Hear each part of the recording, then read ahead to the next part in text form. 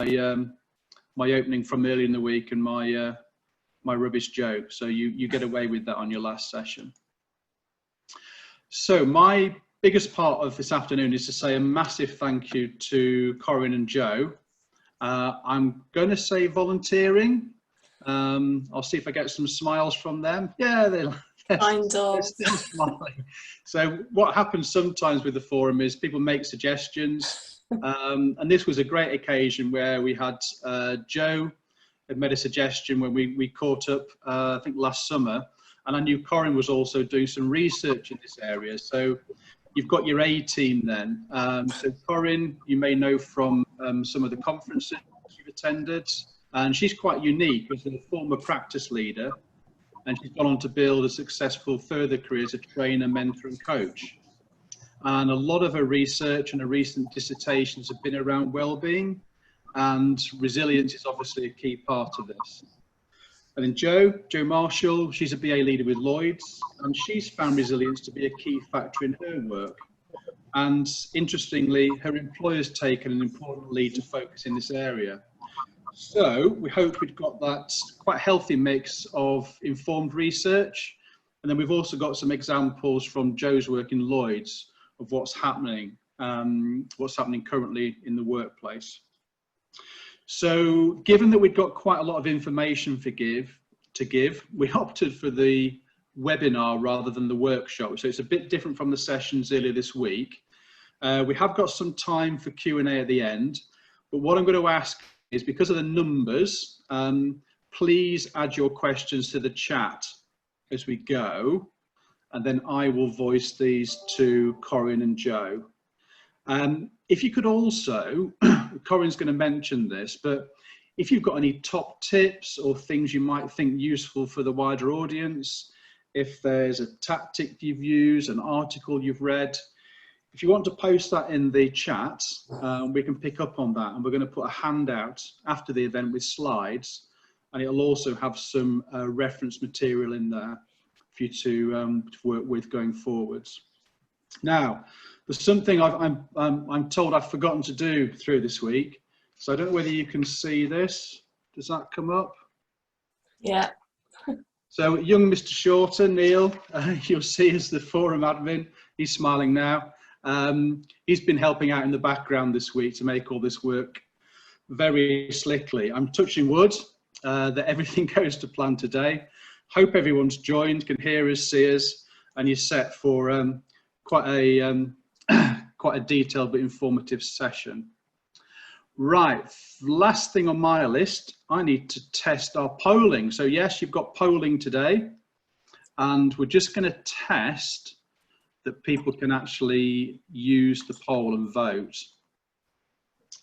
So that should be coming up for you now in terms of if you can.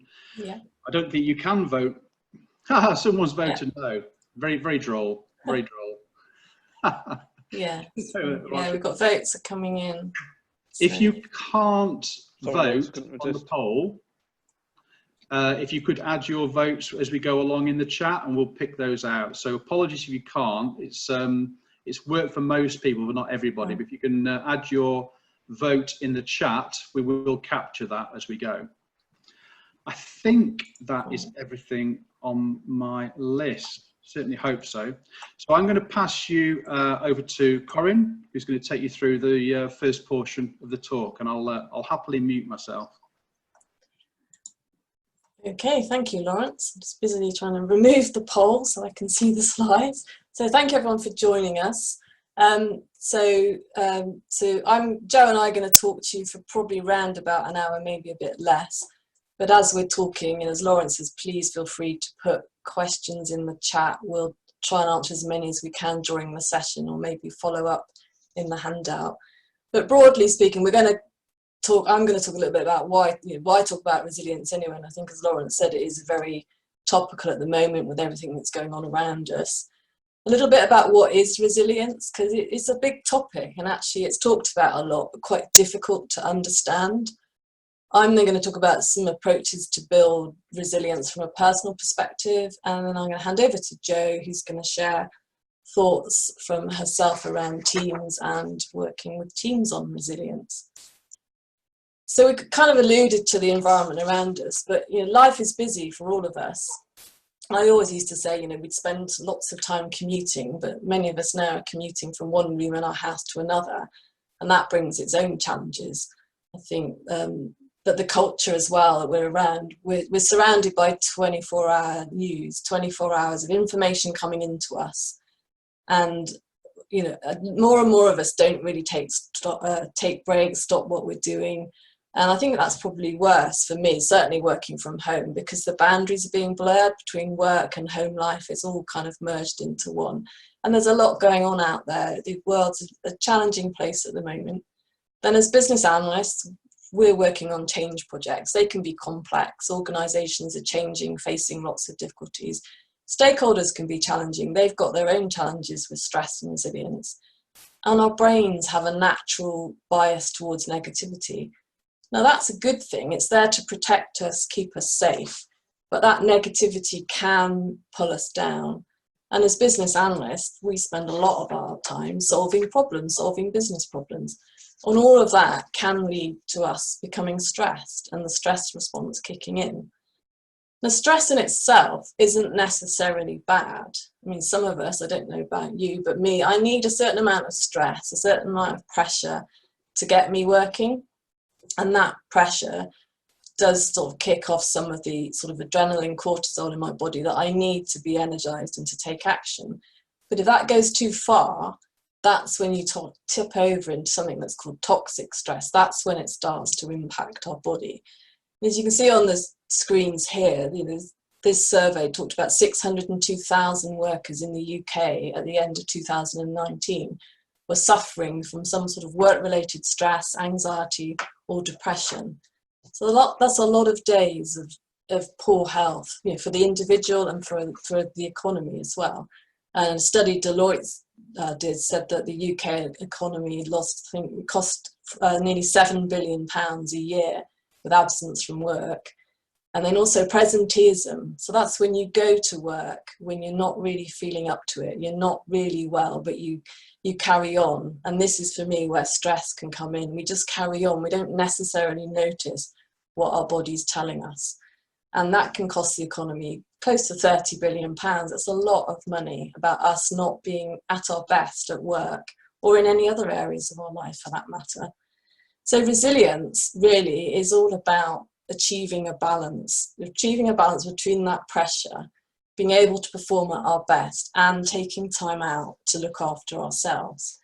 And when I was researching for this, I was reading a book by a lady called Angela Armstrong. There'll be a reference for it in the handout. So she was a consultant at one of the big top 4 consultancies, high performing, doing really well, getting lots of rewards, but she was working more and more, spending a lot of time away from home on projects, working 60, 70 hours a week.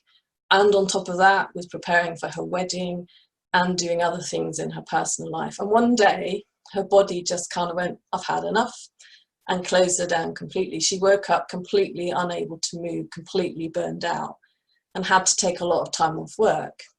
And as part of her recovery, she worked with a therapist who said to her, well, stress is a choice. And I'm saying that, and you might all be reacting going, what do you mean stress is a choice? You've just told us about all that stuff around us, we're trying to do a job, but actually it is a choice. We have to be in control of what's going around us, and that's where resilience comes in. So resilience is a big topic, and it can be difficult to understand. So I'm just going to, before I go into talking a bit more about it, I launched just a quick poll, and I want you guys to have a think about it. Do you think resilience is a personality trait? So is that part of your characteristics, or do you think we can learn it?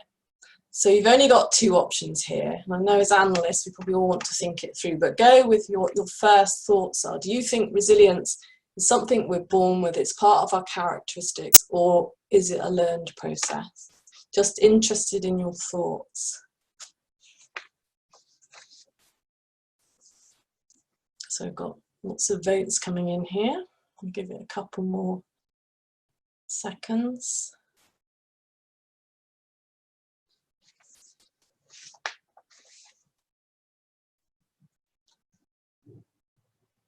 I know some people are saying probably both. And there's a reason why I only gave you 2. So I think that's enough. I think nearly everyone's voted now. So if you haven't voted, you've got another 2 seconds, and I'm going to close the poll. So yeah, sharing this, it is split. I think more of you, 69% of you are saying it's a learned process, 31 personality trait.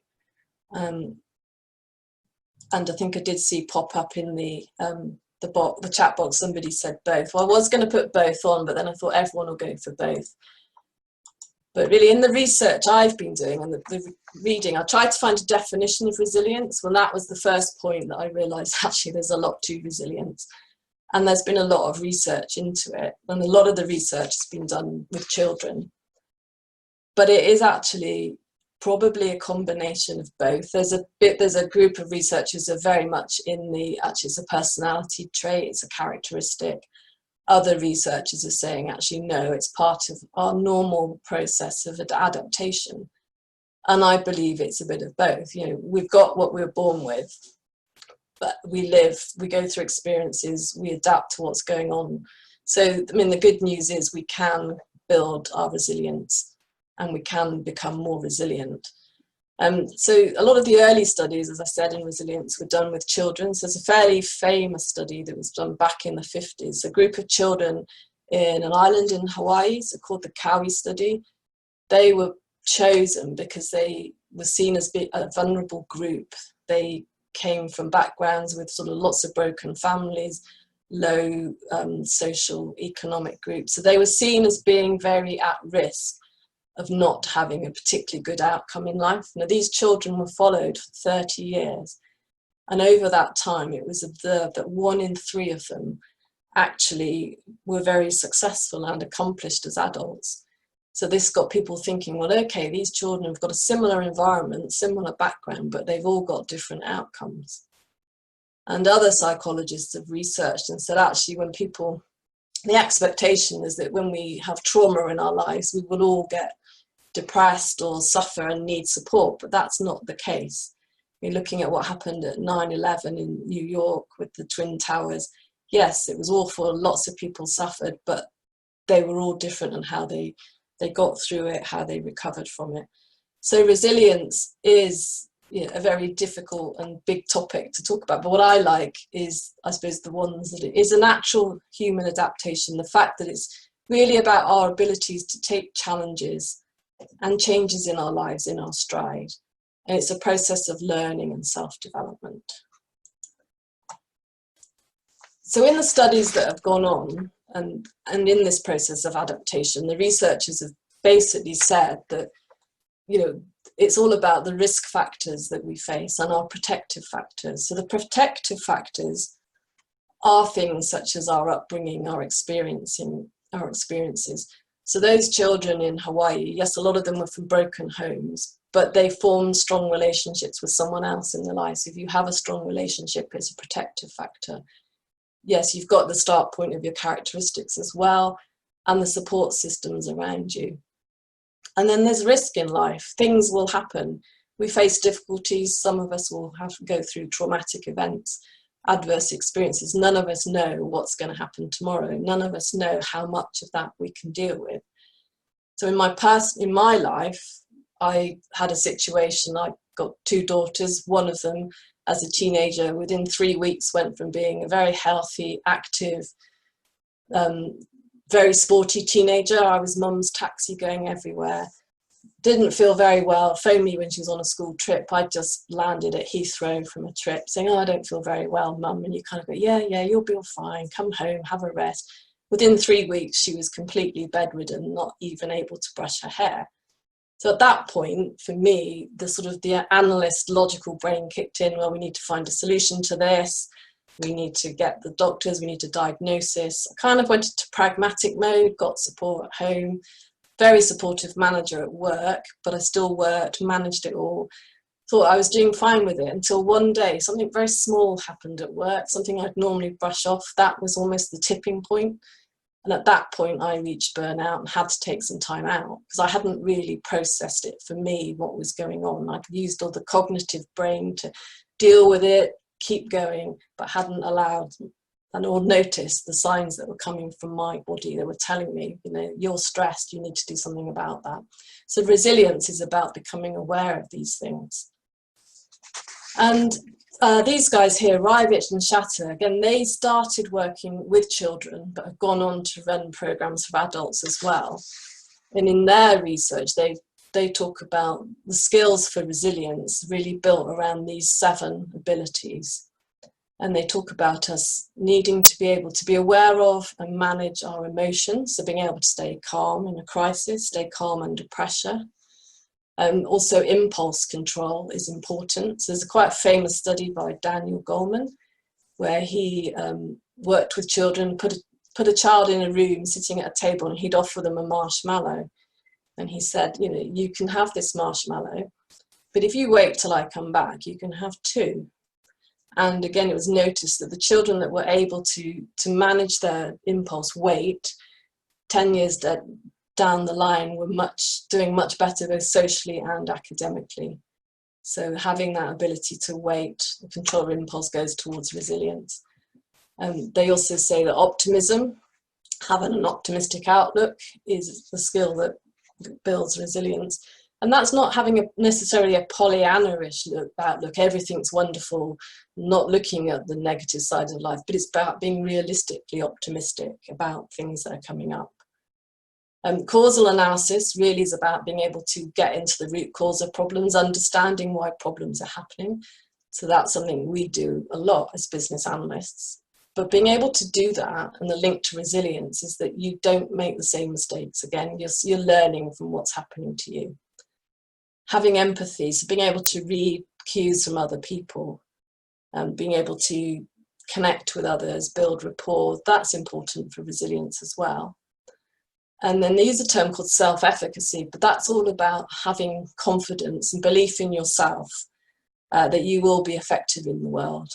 And then finally, they talk about reaching out. So reaching out is having this curiosity about the world, being willing to try out new things, being flexible, being willing to stretch and grow yourself. So a lot of the things that we do build on as business analysts. The resilience it works at many levels. I'm talking about the individual, and I'm going to give you some thoughts about building resilience individually. But when you come together in a team, and teams can be resilient, we all bring our abilities together, and a team that works well together is resilient. It can face lots of challenges, and again, that will come up through the organisation and the organisational culture, and we talk about resilient organisations. So now thinking about bringing resilience into the workplace, we all work in change, or a lot of us work in change. I'm making a big assumption here. And many of you may be well aware of the change curve, the emotional change curve, the Sarah curve that people go through. So getting themselves ready for change. But if you think about that alongside resilience, you can come up, or these researchers sort of mapped it against this chart here. So we want people that we're working with, and we want ourselves to flourish in change. And to flourish, we've got to be ready for change, which means that we're emotionally engaged with it, we're intellectually engaged with it. And that personal resilience, if our personal resilience is high, that gives us the ability to navigate our way through the change, to take it on board, and in those situations we're flourishing with the change. If you're not ready for change, possibly further back in that change curve, and you've got high levels of personal resistance, you're going to resist it. And you may have seen this either in yourself or people you're working with. So resistors are going to be critical, they're going to be unconvinced about what's going on, resistant to come to meetings, engage with you. And if you come down to the sort of the bottom corner of this, you may not have high levels of personal resilience. You may not be ready for change either. In those situations, you just get overwhelmed by everything and just want to not do anything. Just don't take it on board. But then if you are ready for change, you're aware of the change, you're ready for it, but don't have high levels of personal resilience, you end up quitting. So you might initially be up for the change, eager about it, but when stuff gets tough, things get tough, you've not got the resilience to keep going, so often people will just pull out and quit from it. So I find that quite an interesting sort of model to look at and think about, and really help me think about the people I'm working with and where they are in relation to change. So how to be more resilient? Well, I could probably talk about this for hours, and I'll have Lawrence telling me off and Jo worried because she hasn't got enough time to speak. So before I get told off, I was just going to cover a couple of areas really. And I think for me, this diagram really just talks about some of the building blocks for resilience. I haven't got time to go through all of them, so I'll just mention a couple of things. But it talks here about grounding and connecting. And that's about you personally being aware of your meaning, your purpose, what's important to you in life. If you can connect with that, that is a foundation for resilience. But then also knowing yourself and accepting yourself, knowing what your strengths are, knowing what strengths you can bring into work or bring into other areas of your life, knowing what you're not so good at, what your vulnerabilities are, because then you can be aware of them when things come up that touch into those vulnerabilities. And that sort of knowing then comes up into the, you know, the things we think about, the feelings we have, and our attitude to the world. And if we can work on these, we can then start taking action. We can take small steps towards where we want to go. We can set goals for ourselves that we feel in control of. But also we can accept support from other people and give support. Don't underestimate the power of giving to others. You know, it's often said that acts of kindness pay back much more than you might think they do. If you've ever done something good for someone else, you feel good about it as well, and that stays with you for a long time and goes towards you building resilience. So I'm going to talk briefly now about patterns of thinking. So we all run patterns of thinking and patterns of behaviour. So I imagine, hopefully, maybe this morning when you got up, you all cleaned your teeth. But did you think about it and how you had to do it? And if you were writing a use case description of cleaning your teeth, you'd go through all the different steps you need. But you don't think about that every morning. You get up, you clean your teeth in the way you were taught to do when you were a child. And it all comes from your unconscious mind. Our unconscious mind holds all our memories, everything we've ever learned. And it's in there. And it allows us to free up the conscious mind for learning new things, doing new things. So as well as behaviours, we also run thinking patterns. Now those patterns come from all the experiences we've had in our lives, and they stay with us. So something that might have happened when you were a child can stay with you in your unconscious mind, and it kind of triggers thinking patterns when you're older. So imagine that you're 5 years old at primary school, and I believe they do things like show and tell, where people are invited to bring in something they want to chat about, and you sit around in a circle. So imagine this 5-year-old's brought their favourite cuddly toy from home, and it's a bit battered and worn because it's had 5 years with this child. And it's their turn to talk. They're very excited because it's favourite teddy bear, used to be pink, he's a bit discoloured now. Stands up and starts talking about it. But a couple of the other children start giggling and nudging each other and going, yeah, giggle, giggle. So that 5-year-old then thinks, oh, they're laughing at me. What's going on? Oh, I don't like this. Oh, what's happening? And they'll sit down. That feeling, they're laughing at me, I'm not going to talk in public again, can stay there. So if you roll forwards, that person's now an adult. They've been asked to maybe run a webinar on resilience or stand up and run a workshop, but basically stand up in front of people. That feeling is a trigger of like, oh God, I've got to stand up in front of people. That 5-year-old child is still there. The memories from that are there. As an adult, you can rationalize it once you're aware of it and come over it, but you don't necessarily initially know. You just get the physiology, that feeling that something horrible's happening. I'm not comfortable with this, and it's right back to something that's happened in childhood. And we run lots of different patterns of thinking. Here's just some examples of ones I've come across. You may be familiar with them, you may not, but catastrophizing is where we'll often go, well, what if? So something happens, yeah, but what if this happens? What if that happens? What if this happens? And before you know it, you know, the whole world's going to end. And discounting is one where you may have got some really good feedback about something, but you just brush it off. Well, I was just lucky. It was just a one-off. And labeling is where we will label ourselves. So again, I was told when I was 12 by my art teacher that it might be a good idea if I chose a more academic subject because I wasn't particularly good at art. So then I labeled myself, well, I'm no good at art. I can't do art. So when we mess up, we'll often label ourselves, well, I'm useless at that, without giving ourselves the opportunity to go back, try it again. Again, we can mind read. If you've been in situations, you get to know people, you kind of make assumptions about how things are going to go. Oh, I know it's going to be like this. I know it's going to be a difficult day. And sometimes we just need to step back from that. And generalizing, we like to create rules. It's easier for us if we create rules. So things will happen once or twice and we'll generalize. We might have had a stakeholder, had a difficult conversation a couple of times, and then you'll go, well, this person's always difficult. They're just a difficult stakeholder.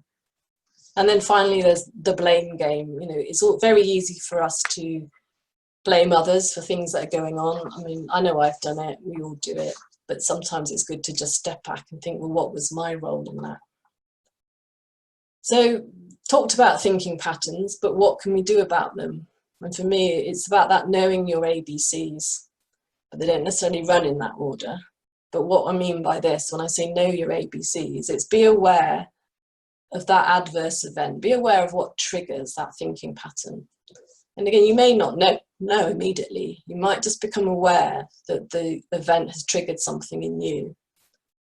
And then go to the consequences of that. Think about, well, how's that made me feel?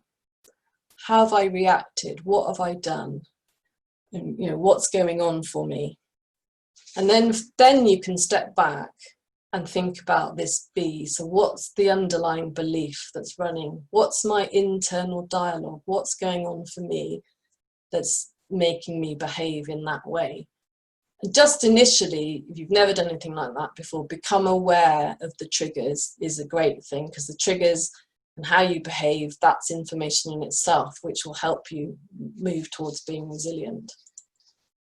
And I found this self-talk cycle really helpful. This was given to me by a colleague, another coach, somebody I know very well. And she's found it helpful. I found it helpful as well. So it's back to that noticing what's happened, noticing what the triggering event is, being aware of how you feel, what's going on for you, but also stepping back and thinking about it from different perspectives. So what else could have been going on? So, you know, this brings me forward to back to that scenario of being in a room talking to people.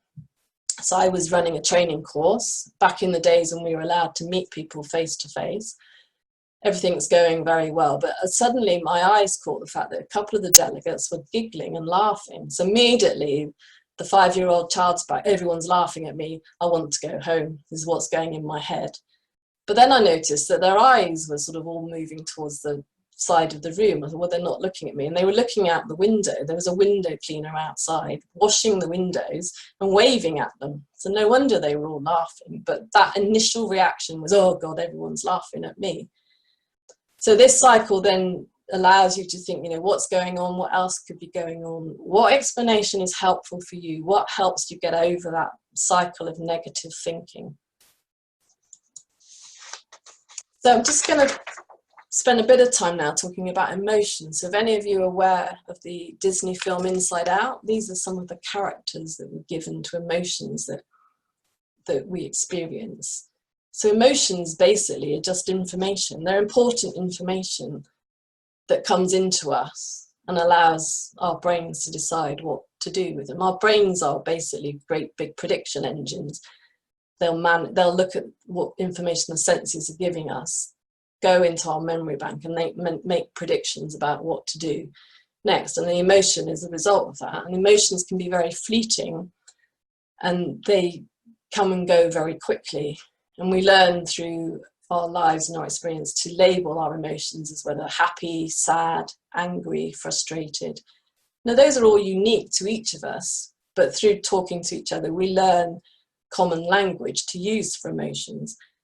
But it's not always easy to tell what an emotion is. You know, if we happen to be hungry, your emotions can get confused. You can get angry and frustrated, but you're not really getting used. What am I getting frustrated about? But actually it's the body is hungry. Another one where I found it difficult to decode an emotion, what's going on for me. I don't know if any of you have ever been on a roller coaster.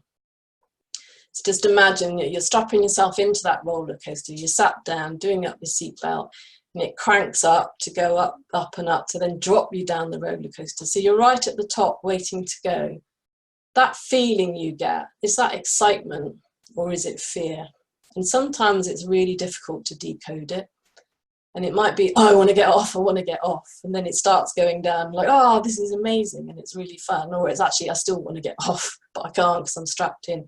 So emotions do change very quickly and they are very fleeting. And as I said at the beginning, we do have a bias towards negativity. So our negative emotions will often be stronger and they stay with us longer.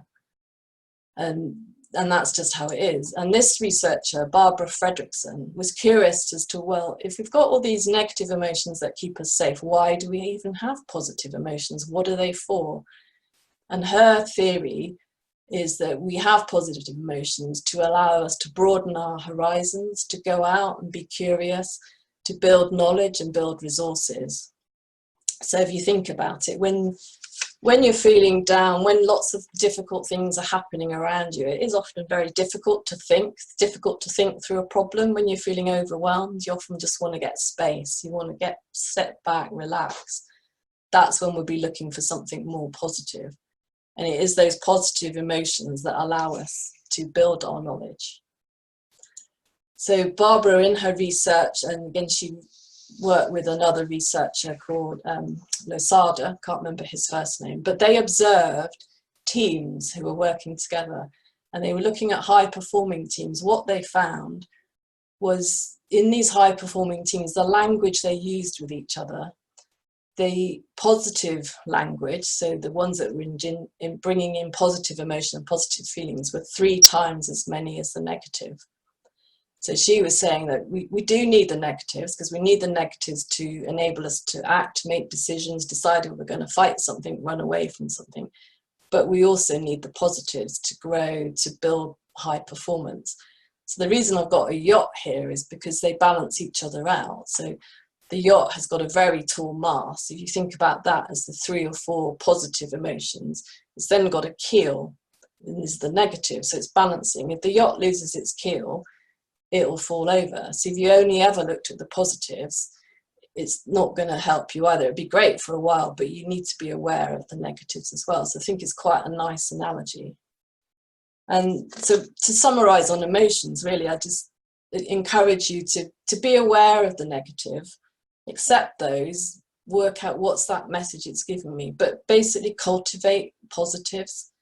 I mean, you may have had a really, really difficult day, but end that day with actually what's the good things that have happened today. Even if it's only 1 or 2, start to train your mind to look for the good things around you. Go out and do something that you really love doing, and it will balance out the positive and the negative. And this all goes towards building resilience.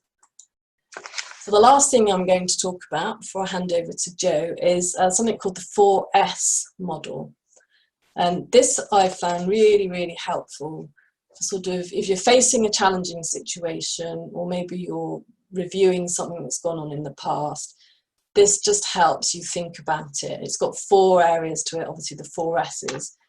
And I'll bring up an example and talk it through just to kind of illustrate how it might work. So it's great for sort of reflecting back and then moving forward with something. So say, for example, I've come out of a long and difficult workshop. I think, well, that was really, really bad. I've really messed that workshop up. So the support side of it is then, okay, so what kept me upright? What kept me going after I'd had that bad workshop? Well, I spoke to a trusted colleague. I went off and had a coffee with them. In the current world, it would be phoning them up and having a virtual coffee. I might have chatted to my best friend as well. So, you know, what people were around me could support me. And then also, what strategies do I have that keep me moving forward? What kept me going when it was tough? So it might have been go outside, have a walk. I like going outside for a walk. Might have been going home, doing a bit of gardening, or maybe just going playing with my children, having a bit of fun. And then in the evening, I might have written down some of my thoughts about what went wrong. Then it talks about, in this model, sagacity. So what on earth does sagacity mean? I'm not even sure I've pronounced it right, but it's all about that wisdom and the knowledge we've got. We all have the resources we need to help us through difficult situations. We don't always see it. So again, those emotions can take over. But if you give yourself the space, you can pull on your sagacity, pull on your wisdom. And it can be that, someone told me that actually learning comes from making mistakes. You learn when you make mistakes. Take time to consider what I do differently next time. And then I have to say this because I do work as a trainer, but you might have some training manuals from when you've done a facilitation workshop. You might look on the internet, you might look up some YouTube manuals, but what could help me be better in the future? And then you start looking for solutions. Okay, I'm going to go out and seek some solutions to this. So what could I do? I could get some feedback from somebody else who was in the workshop. Maybe I've got a mentor who could support me, a best buddy at work. I might then create a list of ideas of what I'm going to do in my next workshop, or I might go and shadow someone who I think is a role model who's really good at that. So that 4 S's kind of helps you go quite logically round and a situation and help you reflect on something or plan for something that you're facing. So just to sum up, before I hand over to Jo, I think personal resilience is all about knowing yourself, knowing your strengths, your weaknesses, knowing what's realistic for you, what context do you work in best, and again use that approach. Think about positive emotions, bring positive emotions in. Having a sense of humour can be really helpful. So my partner was in the submarine service for years. He'd go off for 6 months at a time on a submarine. You got 150 people in a very confined space for 6 months. They had a lot of sense of humour. Every Sunday night was film night. I think nearly every week they'd watch Top Gun and they'd all take on the characters of Top Gun, and that humour went around the submarine for the whole week. And again, know your purpose, have a growth mindset, use your networks and set goals for yourself that are motivating. So on that note, I'm going to hand over to Jo, and bear with us because I've got the slides, so Jo's going to have to ask me when to move on the slides. But Jo, over to you, and you're going to talk about the team. Thanks, Corinne. Really useful, that. Thank you. So as you've heard there, reduced resilience, it can impact all of us differently at different times depending on what we're dealing with. Invariably, if anybody's struggling, it can actually be a number of these different factors that are affecting us. So that whole, difficulty in making decisions, withdrawing from social contact, and actually, it's really difficult. The more of these that are impacting you, the more difficult it is, and you get into a downward spiral. And I'm sort of speaking from experience here in that around about 4 years ago, I was asked to lead the business analysis on a new project at work. It was really tight timescales. We were delivering basically a new channel, which was, I don't know if you guys have seen that within Lloyds we delivered some new mobile branches to support our rural communities. So we had the challenge of delivering those within 9 months, which when you're considering it's a whole new operating model, new IT kit, new processes, and there were only 3 of us in the BA team. It was quite a big ask, and you know what, I loved it. I absolutely loved it, and I think that's why I kept going and was working so many hours to try and get this delivered. But at the end, once it had been delivered, my body, similar to how you explained it, Corinne, with the lady you talked about, I just was completely burnt out, mentally and physically exhausted, and I needed time to sort of regenerate. And you know what, it's easy to sort of blame your department heads for not giving you more resources, for not spotting that you're getting to that breaking point. But actually, we do need to take responsibility for our own well-being. And I think that's something that I've taken away from that, that I needed to give myself time and also work out what could I do to stop that happening again. So I did, you know, I found lots of different coping mechanisms that I've used quite regularly since then to make sure that I never get in that situation again.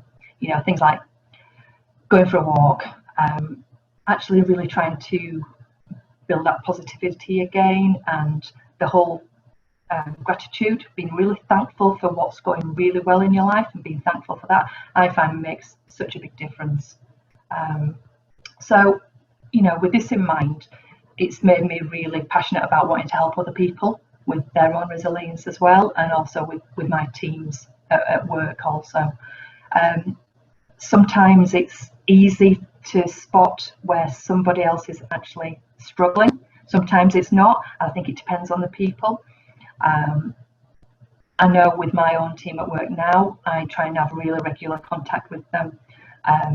The other thing I've done, which may help, is actually talking to them about it, asking them, what can I look for in you, where, you know, if you're struggling, what can I look for to make sure that I'm supporting you as best as possible? What are their signs of reduced resilience?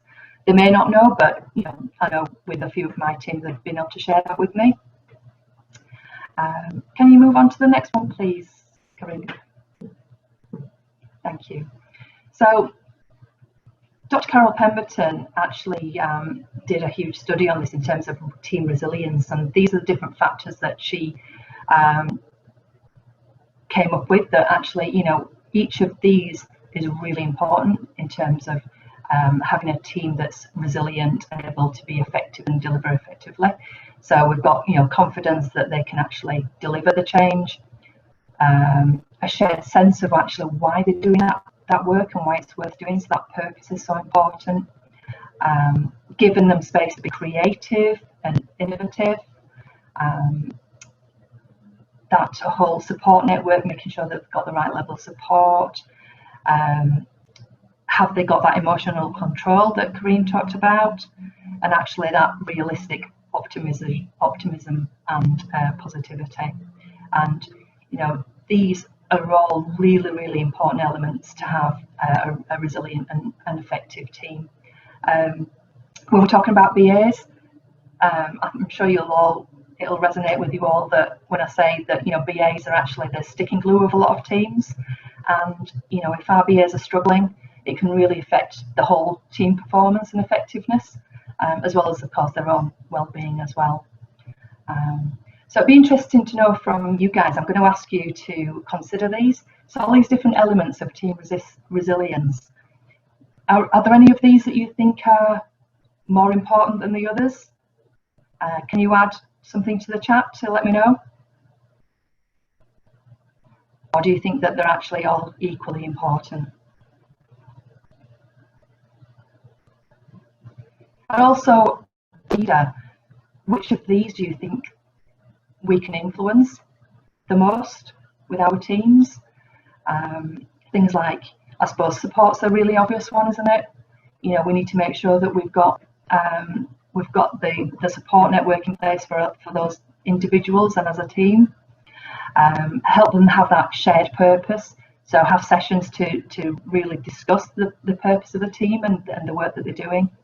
And also that challenge, you know, give them challenging work, but also give them the freedom to be creative and innovate as well. Lawrence, can we sort of share what's been going on there with the comments coming through? Shall I have a look at the Lots chat? around purpose and support are your biggies. Flexibility, adaptability. But yeah, support, immediately people were flying in with support. So that's your winner, if you want to phrase it that way. But it's a nice question, and we're getting equal important, purpose and support. So yeah, I think they're the highest ratings. Okay, lovely. Thank you all. Corinne, can we move on to the next slide, please? Okay, so So Carol Pemberton, she actually has this assessment that can be used to really assess how resilient your teams are, and it's a really easy to use tool. It's basically a set of questions where you score your team between a rating of 1 and 5 for each question. So 1 is that you don't think that applies to your team, to 5 where you think is a real strength, and then anything in between.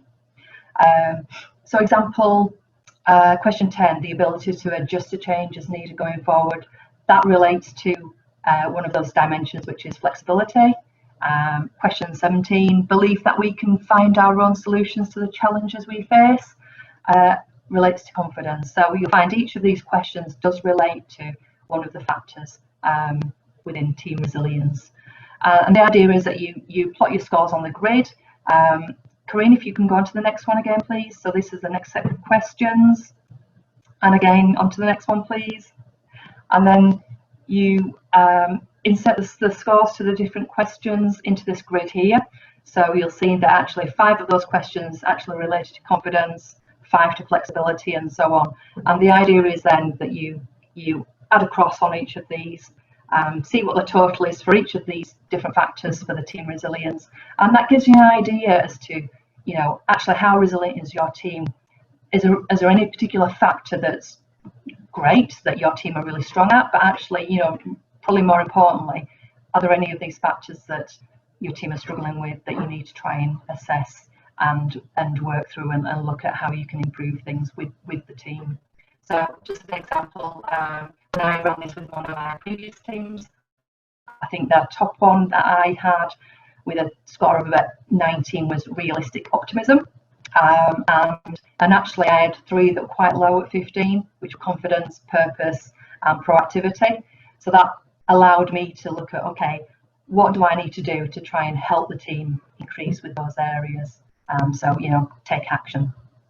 And, it might be something that would be useful for you guys to take away and do as a team exercise with your teams as well. So, as I say, this is Carol Pemberton's work, and I know, Corinne, as part of your handout, you've got a link to her work as well. Okay, next slide, please, Corinne. Okay, so now I just want to talk about some of the things that we're doing at Lloyds Banking Group regarding resilience, and it's something that our group have been really progressive with over the last couple of years, and I, for one, think that we're doing a fabulous job in providing lots of different resources for us to be able to help us with our own well-being and the resilience that obviously leads into that. We've got we use Validium. I don't know if any of you guys do as part of the companies that you work for, but Validium is like an employee assistance company. It's a helpline. You can call up, you can speak to counsellors. They can counsel you in things like mental health well-being, financial difficulties, legal difficulties. Really, really useful. Then we have regular webinars that go on about all different aspects of well-being. They give us access to the Headspace app. We all have free membership for that. We have a number of colleague mental health first aiders who have undertaken some external training to help them recognise where people are struggling and understand what's out there, where they can signpost colleagues to if there's any difficulties. The resilience training is out of this world, and actually I hold my hand up and say that some of my slides actually come from the resilience training that I had, that was an internal course. Absolutely fabulous. And it's something that I regularly go back to refresh myself and think, yeah, okay, I need to try and do something either for myself or for my team. We have, I'm a line manager as well, so I have regular check-ins with my team. And of course, now we're working in a virtual world, that's so much more important to have that regular contact with your guys to understand how they're feeling, not just about the work, but actually their own well-being. And all of this is sort of wrapped up in a well-being hub that we have on our intranet site as well. So it's all signposted really well. you can see on the right hand side here, there's, you know, we have adapted as we've been working within the post-COVID world, with working virtually. So Lloyds have been really keen to get our inputs by asking us to take part in surveys as to, you know, what's working well for us, where we're struggling. And as part of that, they've launched, they've actually reopened some of the sites, some of our head office sites to provide wellbeing desks for people who are really struggling to work at home, either from their working environment or the lack of contact, if they're sort of, you know, somebody who lives alone and is struggling with not having people around them.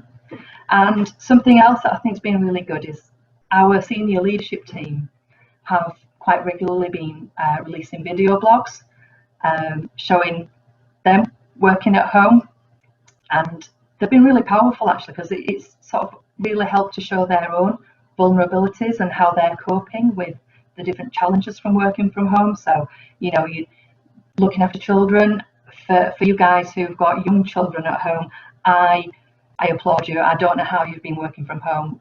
My children are 18, 21, so, you know, I don't have that constant call on my time that ones with younger children do. So, you know, all credit to you guys. But, you know, and even people living at home. So I think the way that the senior leadership team have sort of almost put their arms around us has been fabulous as well. And the one message I got from one of our real senior leaders, Zach and Mia, was, don't feel guilty. You know, if you're trying your hardest to balance work and home, then please don't feel guilty. That's all you can do. Do your best. Okay, so they're my thoughts on resilience. I think it's such an important topic, and we all have to take ownership for our own well-being and resilience, and look out for our teams as well. And that's it. Over to you. Thank you. Thank you, Jo. That's brilliant. So yeah, please keep sending your tips in, because we'll pull these together in a handout. So we're going to open up for questions in a minute, but just before we do that, I thought we'd just have a final poll. Just interested in really where you guys are. Where's your organisation on this topic of resilience? Do you got nothing in place, no interest? Is it recognised but nothing happening yet?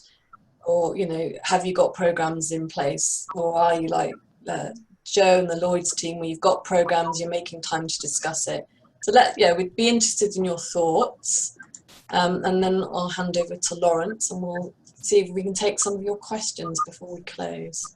Yeah, probably a few of you might not have access to the our nifty poll, but if you can pop your votes in the chat, we can factor that in as well. So we have several trials, and it worked for most people, but one or two we could not get the poll working. So one of those things, the joys of technology.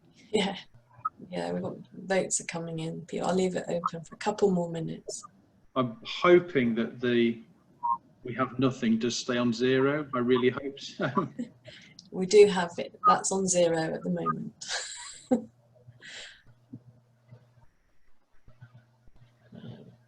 Anyone still want to vote? I'm going to close it in a couple more seconds. All right, I think we've stopped. So last chance, if you haven't voted, I'm going to end it now. And then I'm going to attempt to share the results. So yes, we're looking good. So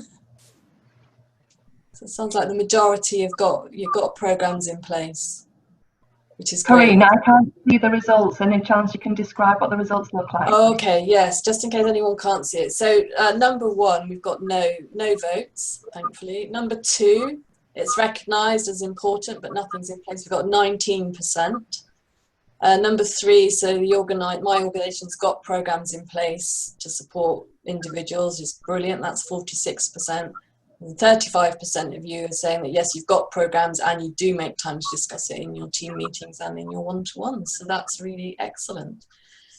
So yes, so Lawrence, do we have any questions? We do. We do. This is a nerve-wracking bit for Jo and I now. Can we answer the questions? I'll confess there was one we sort of prepared earlier, but it's come up from Helen. I was really thinking about the obvious one currently in terms of virtual work. I know you've alluded to aspects of it. There might be something around the poll as well, whether programs have been put in place post-COVID or things were in place before. But I'm interested if you've got any further thinking around working virtually, working from home a lot, any further insights you might have from that.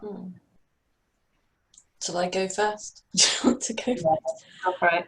I think, yeah, for me, I mean, I alluded to a bit about that routine, that boundary setting, because I think a lot of us are working and living in the same environment.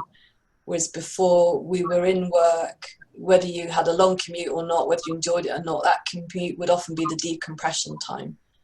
And I know for many people, it's about setting boundaries, setting routines, giving yourself permission to switch off. Because we've got all these wonderful tools to support us, all the sort of, you know, the email, the messaging systems, and they're all great. They're designed to support us. But I know that sometimes when you go and start thinking of pattern, well, I must be seen to be working. I need to answer everything immediately. But you don't. Your manager does trust you to get on with your job. Take the breaks when you need it. If you're in the office, you'd take a break, you'd wander around, you'd make a tea, you'd be chatting to someone. You could be away from your desk for 20, 30 minutes, not think anything of it. At home, we dash down to the kettle, dash back in case people think we're not there, but just give yourself a bit of slack. Do what works for you, because you're doing really well. Like that. Give yourself permission. Yeah. Joe, what do you think?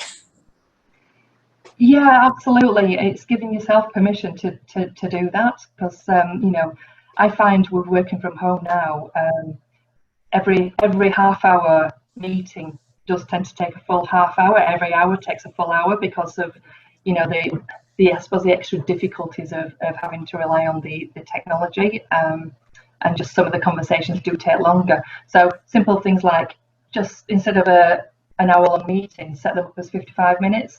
So it makes people just have that 55 minutes and then gives people 5 minutes to do things in between. That's why I've been getting 43-minute calendar invites from people.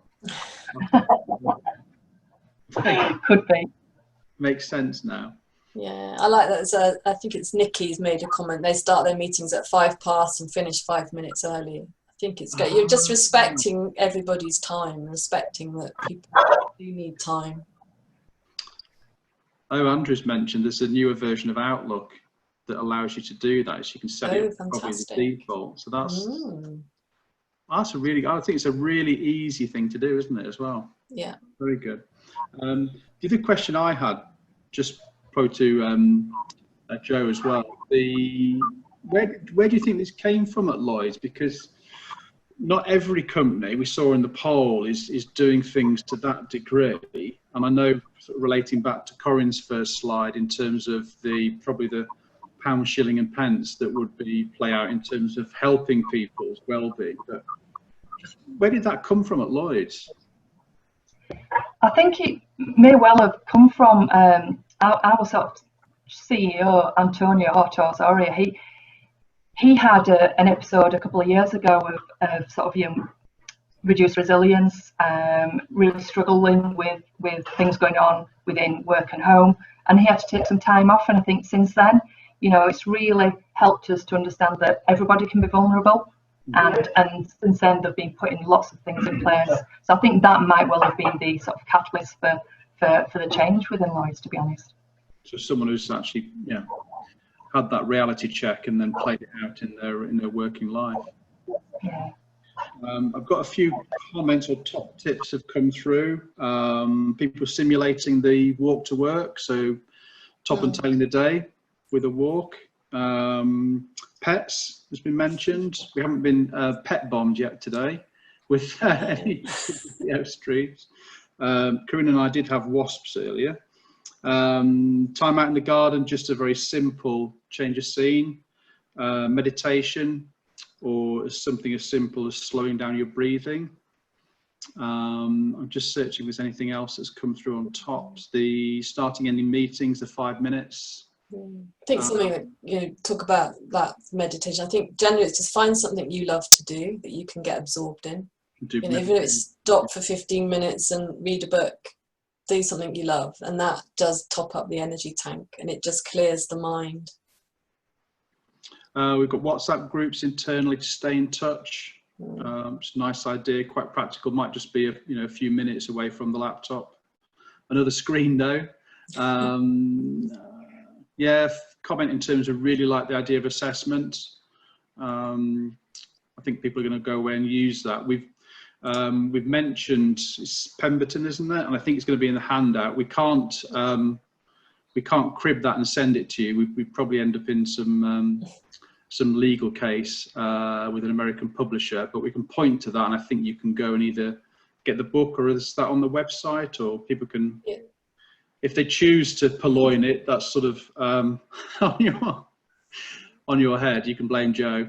But yeah, there's a couple we've added. So the 7 abilities from the Resilience Factor, that book has a very detailed assessment in it, and we have found an assessment that's freely available on Mind Tools, which is a cut down version of all of them. So we kind of put all of these in the handout, but we can't actually share all of the surveys because of the copyright around them. So it's probably a little bit of investigation, or I won't say theft, but you'd have that to hand. Just going back to the slide that Joe had on the markers as well, I think that's really telling us in. I think that might be ringing a few bells in people's minds in terms of maybe colleague behaviour.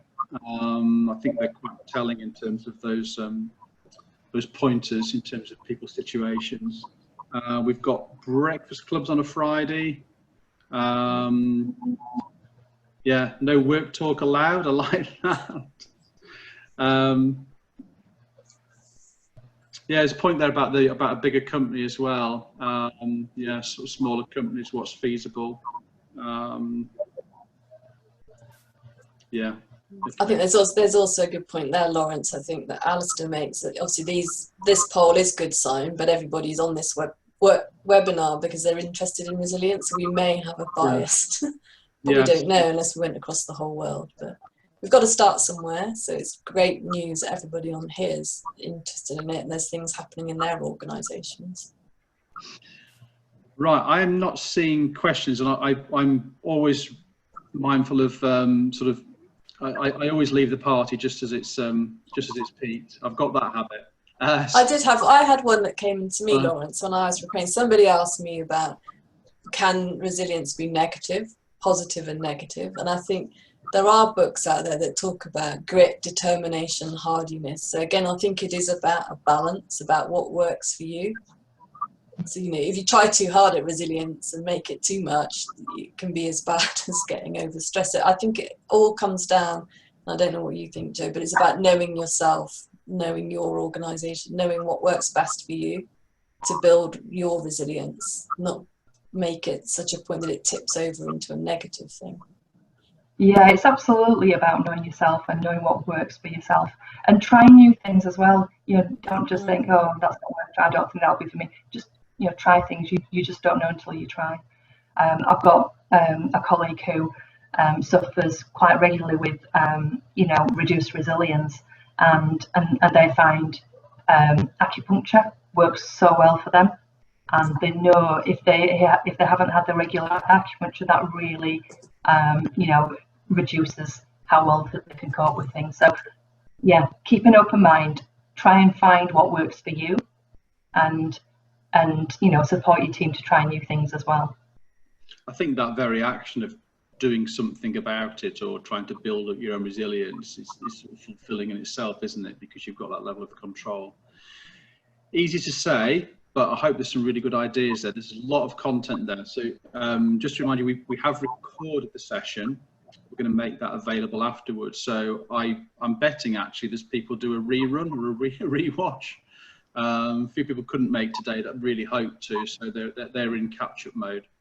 But I'm going to say massive thank you to Corinne and Joe putting this together in their own time. It's so much appreciated. It's rounded this week off really nicely.